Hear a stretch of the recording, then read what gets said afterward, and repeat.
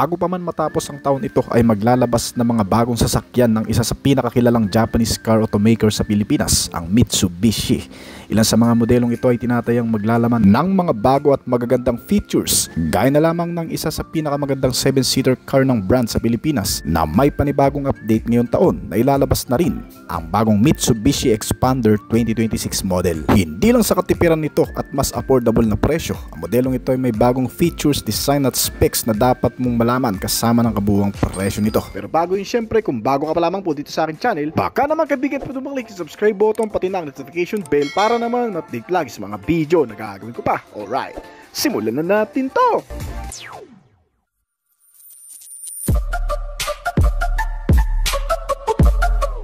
Magmula nang i-phase out ng Mitsubishi ang isa sa kanilang pinaka-practical na model sa Pilipinas, ang Adventure, ay agad naman nagkaroon ng panibagong paborito ang mga Pilipinong naghahanap ng maaasahang pampamilyang sasakyan. Ipinakilala ang bagong Mitsubishi Expander, isang MPV o multipurpose vehicle na naglalayong matugunan ang lahat ng pangangailangan ng mga Pilipino mula sa pang-araw-araw na biyahe hanggang sa out-of-town na lakad ng buong pamilya.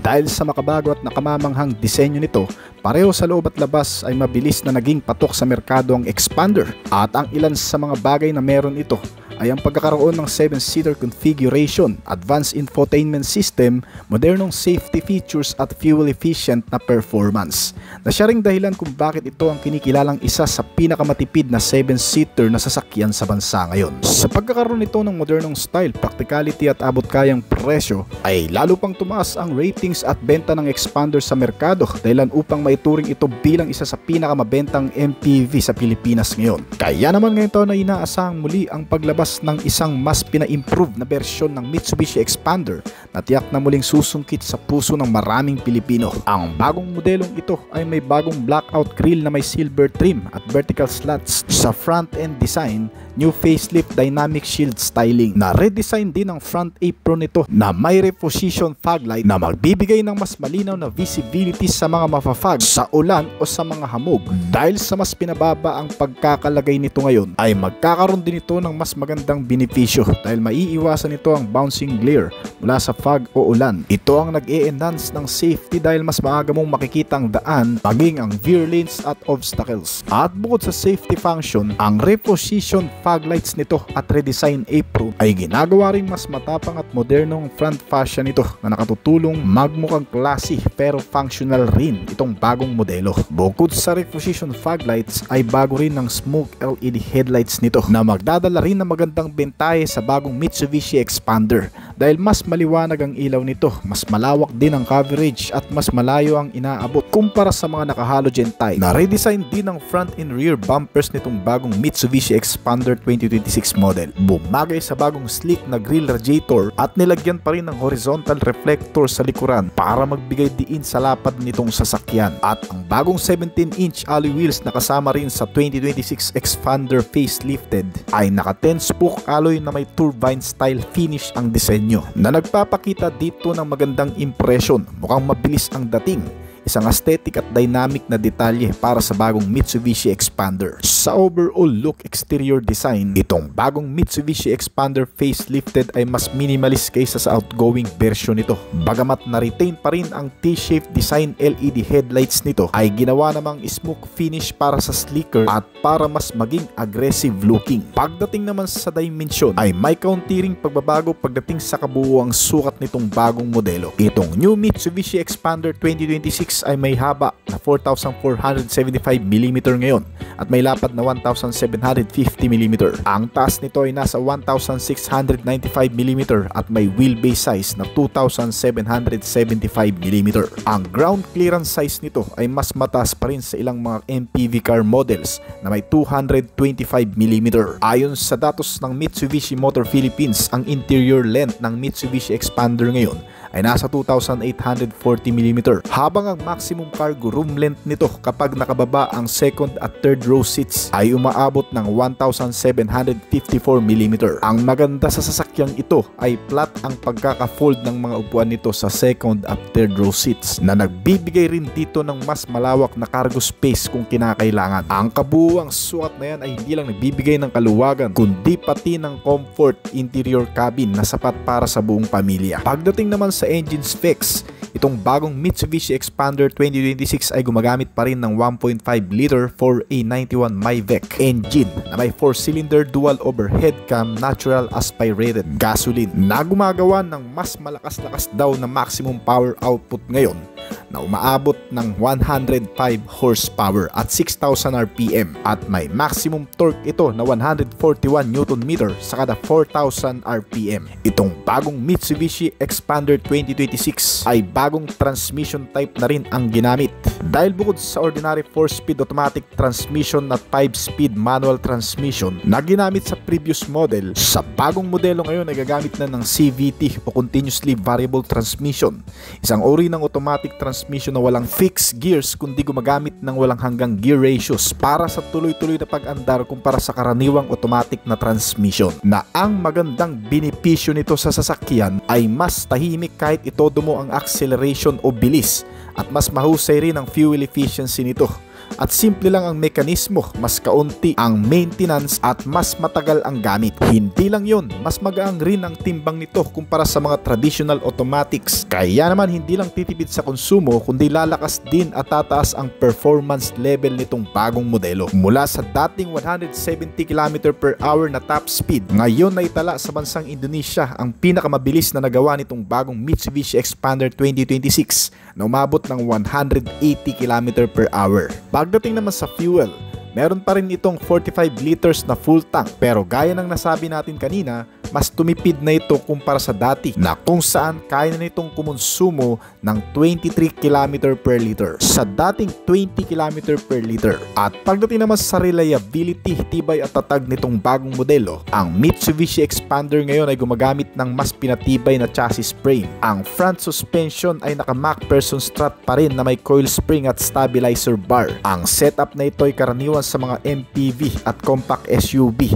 dahil sa magandang balanse nito sa comfort at handling, habang ang rear suspension ay gumagamit ng torsion beam axle. Bagamat hindi ito kasing advanced ng multi-link suspension, itong torsion beam naman na ginamit dito ay cost-effective na nagbibigay ng sapat na stability para sa mga pang-araw-araw na biyahe o kahit biglang may daan sa malulubak na kalye o sa mga biglang pakurbadang kalsada. Gumagamit itong bagong Xpander ng global small platform ng Mitsubishi na idinisenyo para sa mga compact MPV at crossover. Ang platform na ito ay nagbibigay ng magandang rigidity at safety performance na may kasama pang Active Yaw Control System o AYC. Wala pa ito sa previous model pero sa 2026 model na Xpander ay inilagay na nila. Ang bagong safety features na ito ay isang electronic system na tumutulong sa pag-predict at pag-correct ng understeer sa pamamagitan ng braking individual wheels.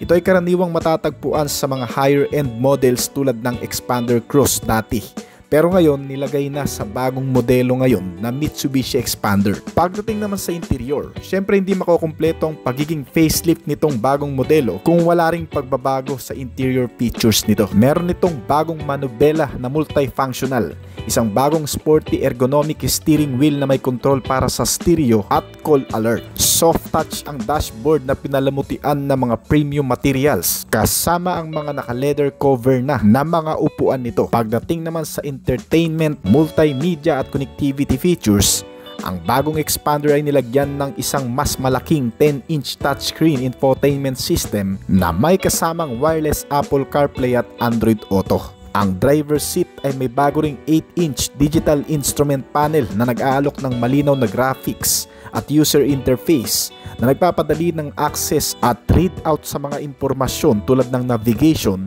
safety alert at vehicle diagnostic, kasama ang ilang mahalagang notification at sign na lumalabas dito. Bukod pa dyan, itong bagong Mitsubishi Xpander 2026 ay nilagyan na rin daw ng wireless charging pad at iba't ibang USB ports kabilang ang USB Type-C at Type-A port upang matiyak na ang lahat ng mga pasahero ay maaaring mag-charge ng kanilang mga device ng mas madali at mas convenient. At syempre mga kaibigan, hindi makukumpleto ang comfortability nitong bagong modelo kung wala ang mas pinalamig at pina-high-tech na aircon system nito.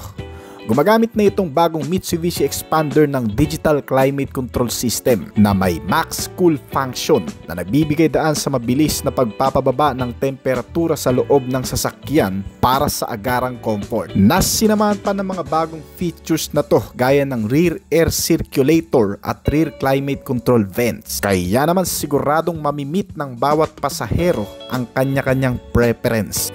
At pagkatapos niyan, usapang safety features naman tayo mga kaibigan, dahil itong bagong Mitsubishi Expander ay nilagyan rin ng mga advanced safety features na wala pa sa previous model nito. Meron itong 6 na airbags sa loob, kabilang ang side airbags at curtain airbags na nagbibigay na mas mataas na antas ng proteksyon para sa lahat ng mga pasahero nito sa loob, na sinamahan pa ngayon ng 360-degree camera system na isang panoramic view sa paligid ng sasakyan na tumutulong sa driver na maiwasan ang mga hadlang at mapabuti ang parking at maneuverability nito. Ito rin ang nagsisilbing bird's eye para makita mo ang kabuuang paligid ng sasakyan bago ka magmaniubra. Siyempre, ang pinakabagong safety features nito na pinaka-highlight na rin ng bagong modelong Mitsubishi Expander 2026 ay ang pagkakaroon na nito ngayon ng AYC o Active Yaw Control System na dati ay nasa Mitsubishi Expander Cross lamang, na ngayon ay inilagay na rin sa Expander models ng brand. Ang Active Yaw Control System ay isang component of safety features na nag-e-enhance sa mga cornering performance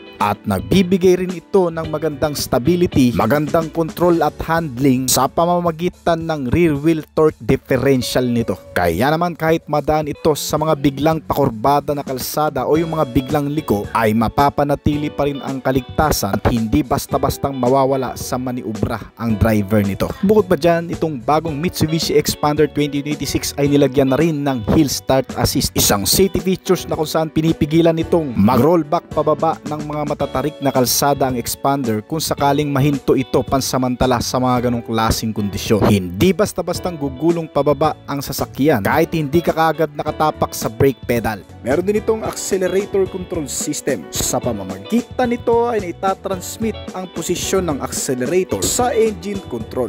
Pinipigilan ng sistemang ito ang biglang pag-andar kapag hindi sinasadyang matapakan ng driver ang accelerator pedal nito. At meron din itong kasamang steering control system na kapartner naman ito, na kung saan sa pamamagitan naman ito ay naisasaayos ang handling at control ng manubela, lalo na sa mga biglang pakurbada at alanganing lugar. At sinusuportahan din ng stability control system. Itong sistema naman ay tumutulong sa mas maayos na pagmamaneho.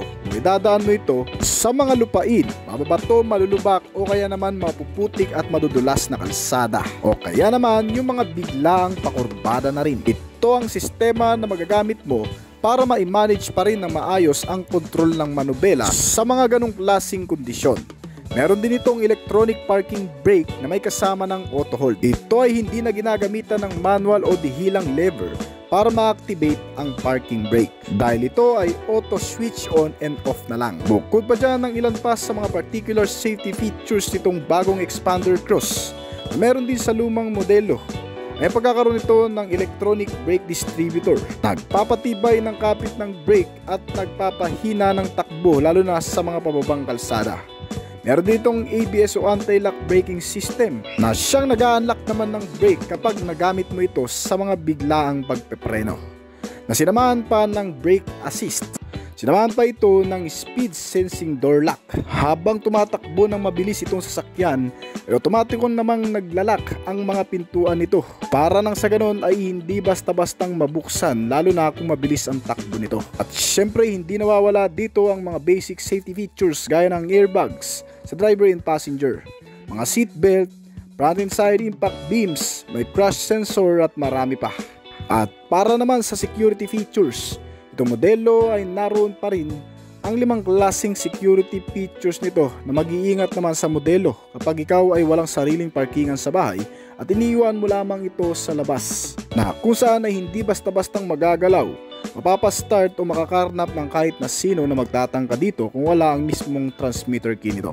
Dahil sa pagkakaroon nito ng central locking, power door lock, engine immobilizer system, anti-theft alarm at anti-theft device. na siyang tumutulong para maingatan ng mabuti itong sasakyan lalo na kung unattended tayo 24 oras. Itong Mitsubishi Expander ay ilalabas bago matapos ang buwan na ito na malamang sa malamang ay magkakaroon ng mas mataas na presyo ngayon dahil sa mga improved safety features at security features kasama ang exterior at interior technology nito ay mas lalaki at mag-a-adjust ang retail price din nitong bagong modelo na may estimated price na nag-range mula sa 1.1 million pesos hanggang 1.3 million pesos na. Yan ay estimated price pa lamang at hindi pa sigurado. Ngayon sa ikapitong bahagi na ng Mitsubishi Expander noong inilabas sa taong 2017 ay malaki na rin talaga ang pinagbago nito sa pangunahing aspeto na external design na kung saan ay nagkaroon ng panibagong facelift sa buong bahagi ng disenyo nito, pati na rin itong bagong Expander Cross na inilabas sa bansa noong 2023. Ang mga ito ay mas tinangkilik ng maraming Pilipino dahil sa napaka-practical na klase ng utility, komportable, sulit at napaka-reliable. Higit sa lahat, ito rin ay may katipiran kumonsumo ng fuel. Pero ngayong taon ay may panibagong Expander Cross na naman ang inilabas sa bagong update nito. Ang Expander Cross HEV o hybrid vehicle na. Mas pinaganda, pinatipid at mas pinalakas. Ang bagong Cross ay nalinya na ngayon bilang isang modernong MPV car 7-seater na electronically powered by hybrid capability. Ang hybrid system na inilagay sa bagong modelong Cross ay naghahatid ng eco-friendly at kapanapanabik na karanasan sa pagmamaneho. Pinagsama-sama ang lakas ng bagong makina nito na isang electric power, kaya hindi lang bilis ang naidagdag kundi pati ang pagiging matipid nito sa fuel consumption. Pinapagana ito ng bagong 1.6 liter gasoline engine na dating 1.5 liter lang.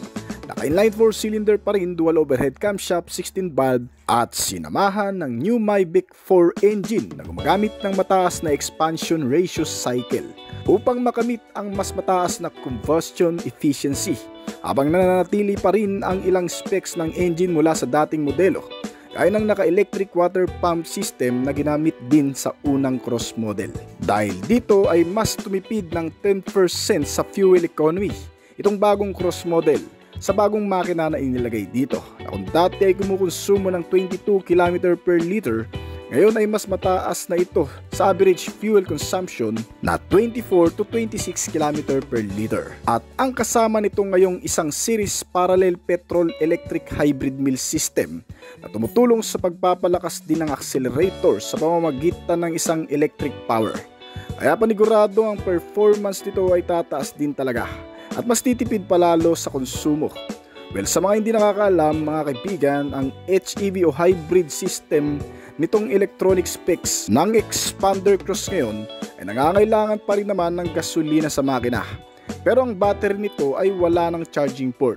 Kumbaga, na-charge na lang ang baterya sa pamamagitan ng regenerative braking gamit ang traditional na hydraulic braking system o disc brake at drum brake ng sasakyan. Sa pamamagitan ng mga pagpipreno o sa bilis ng takbo ay nakagagawa ng init na siyang nako-convert naman into electric power at nagsisilbing generator ng baterya. Kaya kahit hindi na isaksak pa o kahit walang mga charging station ay automatic na magcha-charge ang battery nito.